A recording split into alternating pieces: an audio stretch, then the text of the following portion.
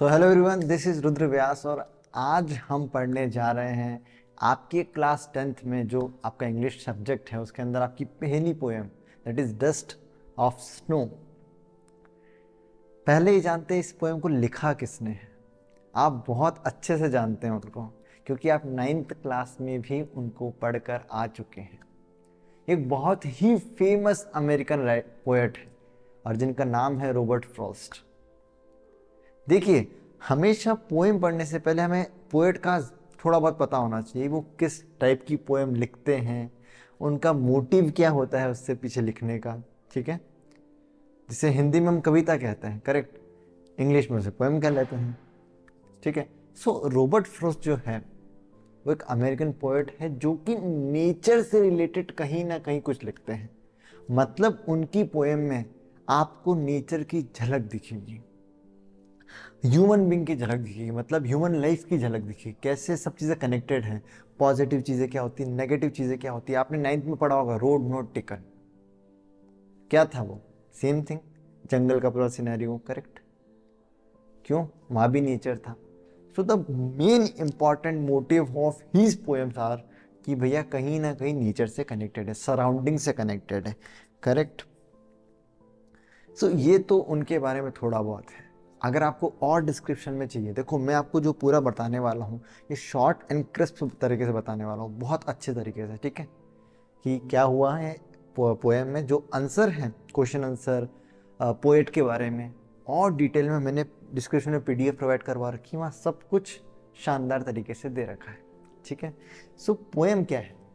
Poem line by line पढ़ने से पहले मैं आपको एक समरी दे देता हूँ।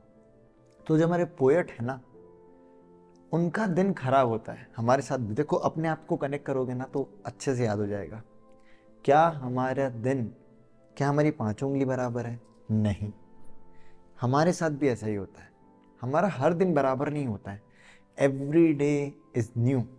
आपके पास हर दिन नई अपॉर्चुनिटीज़ है। अगर आप ये सोच के रखेंगे कल क्या हुआ, तो कुछ नहीं होगा।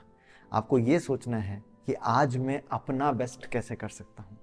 तो सिमिलरली पोएट के साथ हुआ, उनका आधा दिन खराब हो चुका था और वो रास्ते से जा रहे होते हैं तो बीच में अब मैं थोड़ा शब्दों पे ध्यान दीजिएगा, वो एक पेड़ के नीचे से गुजरते हैं। कौन सा पेड़? पहला शब्द याद रखियो, हेमलॉक ट्री। ठीक है, कौन सा ट्री है? हेमलॉक ट्री, जिसके ऊपर, अब थोड़ा सा सिनेरियो समझिए, आजकल ठंड का मौसम है, ठीक है, तो वहाँ पर भी बर्फ़ गिरी हुई थी, सब कुछ हो रखा था और पेड़ के ऊपर भी बर्फ़ तो ऑब्वियसली होती ही है, आपको फोटोज में दिख ही रहा होगा, ठीक है। और उसके ऊपर एक क्रो बैठा था।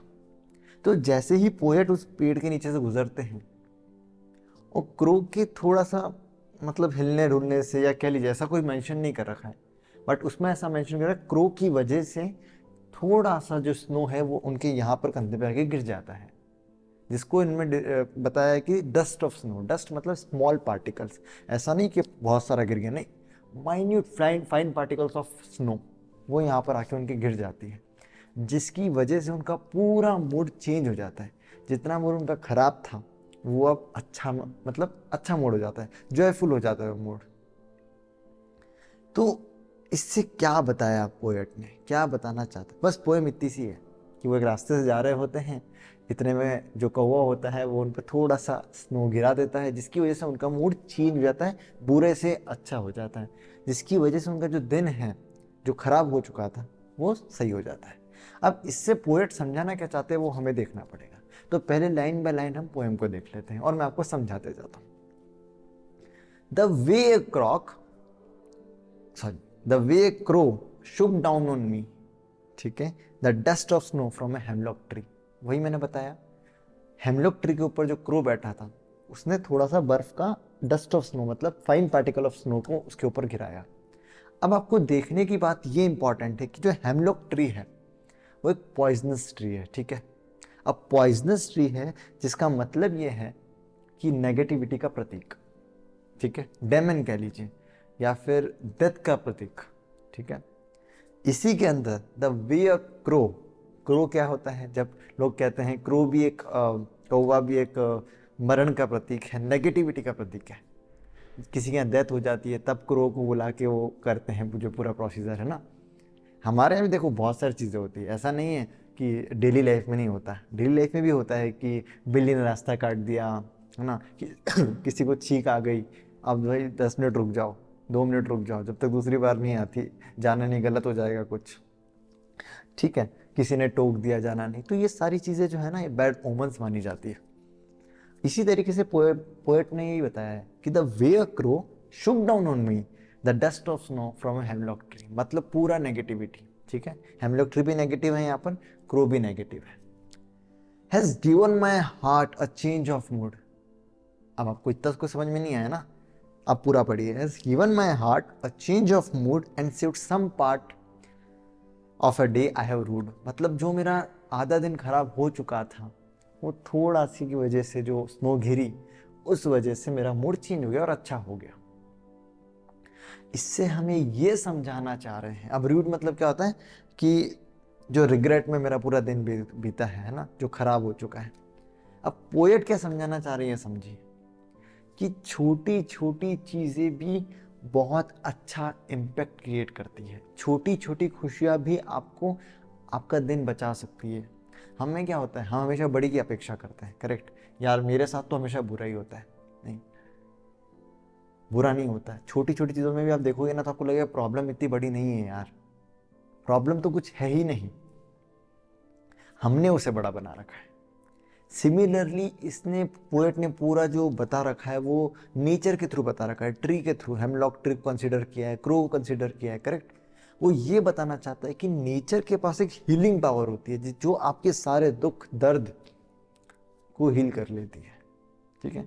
कभी आपने ये भी सुना होगा कि देखो, मैं पर्सनली बोल रहा हूँ, मैं भी ऐसा ही करता हूँ कि जब भी कुछ बुरा होता है या जब मूड अच्छा नहीं होता है तो आई वॉन्ट अलोन, ठीक है, I want to be alone and at some place जहाँ पर थोड़ी ग्रीनरी हो, जहाँ पर नेचर हो, शांत वातावरण में बैठना पसंद करता हूँ मैं, जब मुझे मेरे साथ कुछ भी होता है। तो दैट इज़ द पॉइंट कि नेचर के पास हीलिंग पावर होती ही होती है और हर चीज़ में पॉजिटिविटी होती है। ये तो हमारा नज़रिया डिपेंड करता है कि हम क्या देखते हैं। everything has some positive aspect as well as negative aspect। आपको क्या देखना है वो आपका लुकआउट है, ठीक है, वो वही आपके ऊपर पूरा क्रिएट करेगा। तो पोएट सिर्फ यही बताना चाहते हैं कि हमें छोटी छोटी खुशियाँ भी मतलब एक्सेप्ट करनी चाहिए, है ना, और हमारा दुख क्या है उसको लेके नहीं बैठे रहना चाहिए। और वही इस पूरे पोएम के माध्यम से समझाना चाहते हैं कि इतना नेगेटिव कैरेक्टर बताना कि हेमलॉक ट्री, क्रो, ये सब बताने का मतलब ही सिर्फ इतना सा है कि भले मेरा दिन खराब हुआ बट इन बुरी चीज़ों की वजह से भी मैंने उसमें अच्छा एस्पेक्ट ढूंढा जिसकी वजह से मेरा आधा दिन बच चुका था, करेक्ट। सो बस यही पोएम है, यही पोएट ने लिखा है। सो आई थिंक मैंने ऊपर ऊपर आपको आइडिया दे दिया है कि पोएम क्या है, ठीक है। लास्ट बार पढ़ लेते हैं। The way a crow shook down on me, shook मतलब समझ में आता है ना, थोड़ा सा गिरा दिया। The dust of snow from a hemlock tree, hemlock tree को नेगेटिविटी का प्रतीक बताया गया जो कि एक पॉइजनस ट्री है। Has given my heart a change of mood and saved some part of a day I have rued. ये आपकी पोएम है। तो आई होप आपको ये सब कुछ क्लियर हो गया होगा। अगर मान लो नहीं भी हुआ तो चिंता करने की कोई ज़रूरत नहीं है, मैंने उसके लिए एक समाधान कर रखा है। या तो एक बार वो वीडियो देख लो आप, ठीक है, और नहीं भी तो डिस्क्रिप्शन में मैंने PDF प्रोवाइड करवा रखी है जहाँ पर जो भी चीज़ें रिक्वायर्ड है वो सब कुछ है। जैसे समरी हो गई, पोएट के बारे में हो गया, पोएटिक डिवाइसेस हो गई, ठीक है, क्या राइमिंग है, सब कुछ अवेलेबल है, ठीक है। और समय से पहले, एग्ज़ाम के पहले मैं इस चैप्टर के क्वेश्चन आंसर्स भी आपको दे दूँगा। बट मेरा सिर्फ कहने का मतलब है कि सोने से पहले अगर आप सिर्फ मेरी बातों को सुन भी लेंगे तो आपको एक आइडिया लग जाएगा कि इस पोएम में है क्या। देखो इंग्लिश होता ही ऐसा है यार, समरी समझी, जितने क्वेश्चन आंसर पढ़ लिया एक बार ताकि एक आइडिया लग जाए लिखना कैसे, ठीक है। और बाकी SST के नोट्स डाल दिए हैं, आई होप आपने देख लिए होंगे। नहीं देखे हैं तो उसकी भी डिस्क्रिप्शन में प्लेलिस्ट के लिए लिंक है, तो वो भी देख सकते हैं। और अगर कुछ और रिक्वायरमेंट हो तो कमेंट बॉक्स है, जितने बच्चों तक शेयर कर सकते हैं प्लीज़ शेयर करिए, ठीक है। मिलते हैं आपसे अगली वीडियो में, तब तक पढ़ाई करते रहिए। हमेशा याद रखिए हमें बचा कर आना है, बोर्ड एग्ज़ाम हमारे सामने है। तब तक मैं पूरा प्रयास कर रहा हूँ, जितना कुछ दे सकता हूँ ज़रूर दूंगा। अपना ध्यान रखिए। Till then have a good day, tata bye bye, take care.